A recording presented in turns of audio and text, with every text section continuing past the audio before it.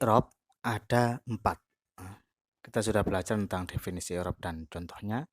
Sekarang kita belajar tentang pembagian i'rab. I'rab ada 4.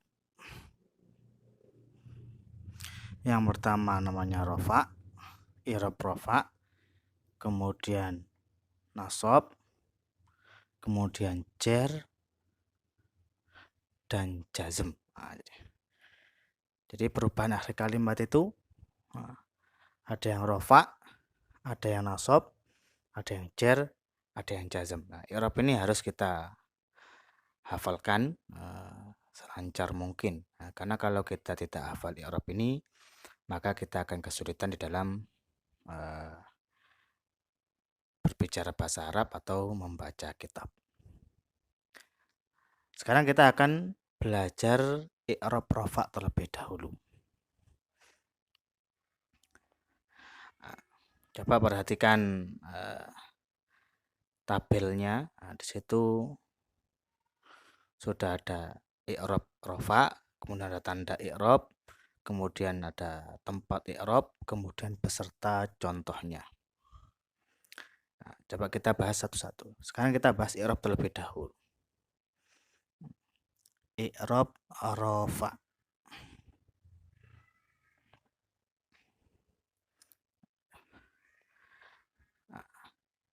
Ketika kita sudah melihat tabel, nah, tabelnya itu di situ di bawah ada tata cara kita membaca tabel berikut. Nah, itu. Adapun untuk membaca tabel di atas, nah, itu. Untuk membaca tabel di atas adalah i'rab rofa mempunyai 4 tanda. Cara membacanya seperti itu. I'rab rofa mempunyai 4 tanda. Yang pertama yaitu dhammah. Baca dhammah. Yang kedua wawu.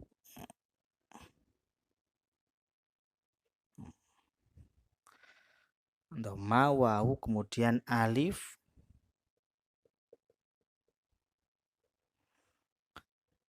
dan yang terakhir adalah nun.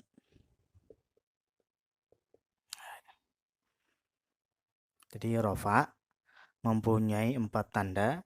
Yang pertama dhammah, yang kedua wawu, yang ketiga alif, dan yang terakhir adalah nun. Adapun dhammah, ini tanda-tandanya rofa ini.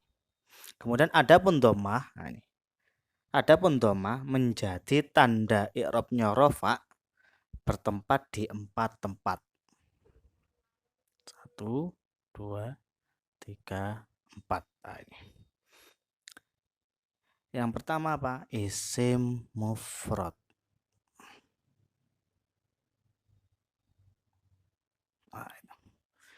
Isim mufrad. Jadi dhammah menjadi tandanya i'rab rofa bertempat di isim mufrad. Jadi kalau isim mufrad itu berada di tempatnya i'rab rofa, maka tandanya adalah dengan dhammah. Contoh, coba lihat di tabel contoh zahabal ustadzu.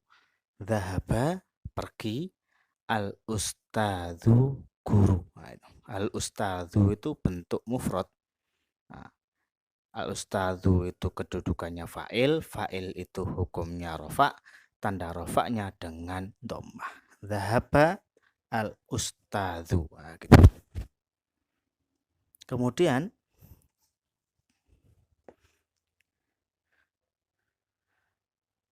yang kedua adalah jamak taksir.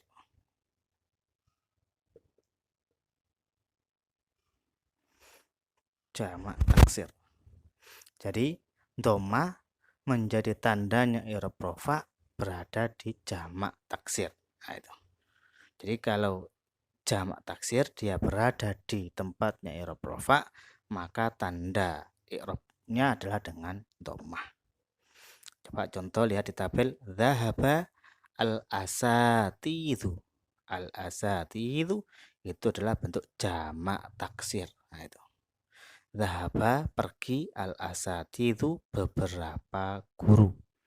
Al-asadi itu fa'il, fa'il hukumnya adalah rofa, tanda rofaknya dengan dhammah.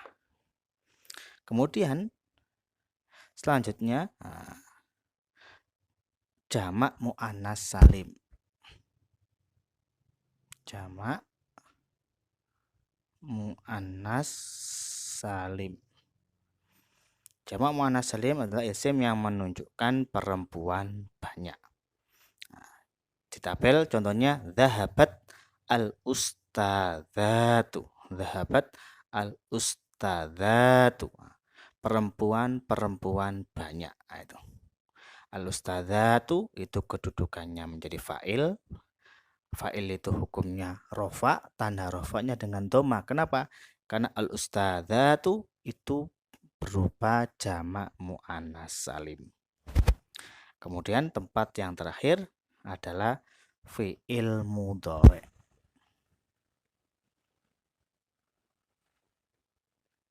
Fi'il mudhari' sahih akhir. Nah, ini fi'il mudhari' sahih akhir.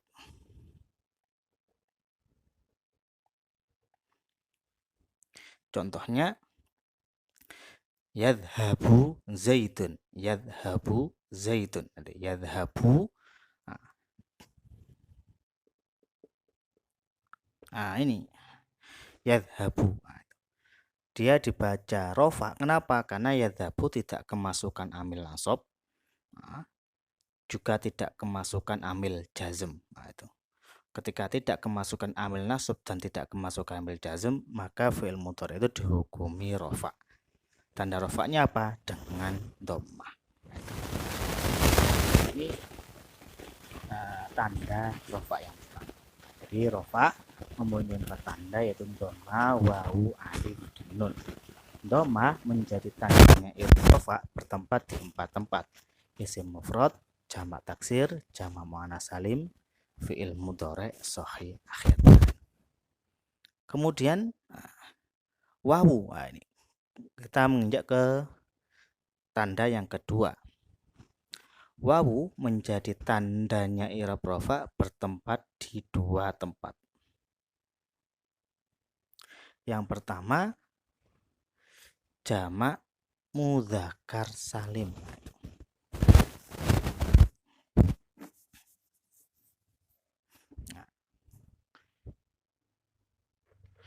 Yang pertama jamak mudzakkar salim. Jamak mudzakkar salim adalah jamak isim yang menunjukkan laki-laki banyak. Adapun istilah-istilah dari isim mufrad, jamak taksir, jamak muannas salim itu kan sudah kita bahas di bab isim. Jadi wawu menjadi tandanya i'rab rafa bertempat di jamak mudzakkar salim. Bagaimana contohnya? Contohnya seperti dhahaba al-muallimuna. Lihat di tabel, dhahaba al-muallimuna. Guru-guru itu telah pergi. Al-muallimuna itu tanda rofaknya dengan wawu. Jadi al-muallimuna, dhahaba al-muallimuna. Dhahaba itu fi'il, al-muallimuna fa'il. Fa'il itu hukumnya rofa. Tanda rofaknya dengan apa? Dengan wawu. Kenapa kok dengan wawu? Karena muallimuna adalah bentuk jamak mudzakkar salim. Gitu. Kemudian tempat yang kedua adalah asmaul khamsah.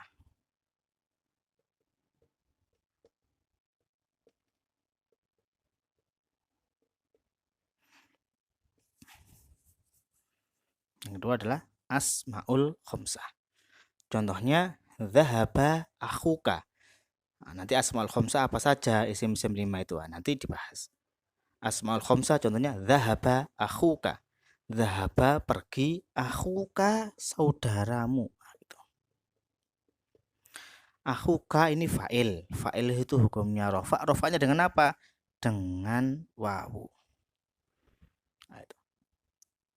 Kenapa kok rofanya dengan wawu? Karena akhuka, akhu ini termasuk asmaul khamsah. Isim-isim 5.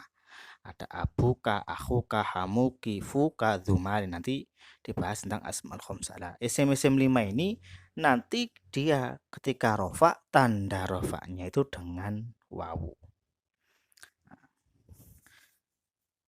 Kemudian kita ke alamat yang ketiga, yaitu alif.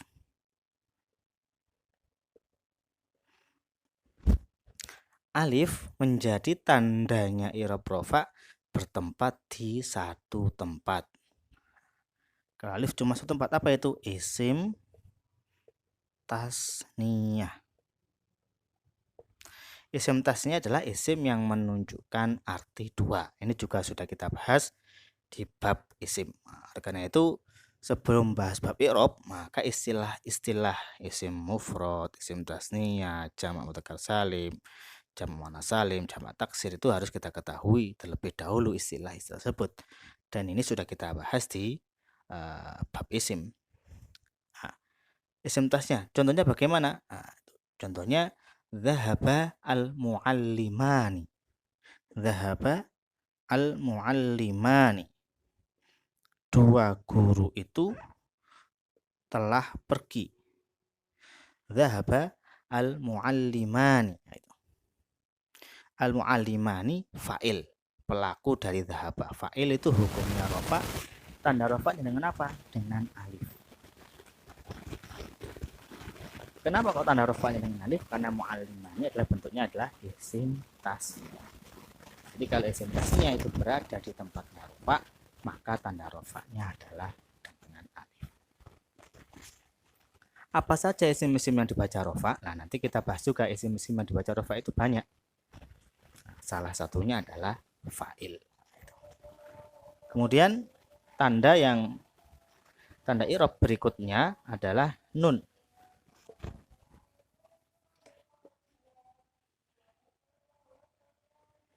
Nah, nun menjadi tanda i'rab rofa bertempat di satu tempat, yaitu af'alul khamsah.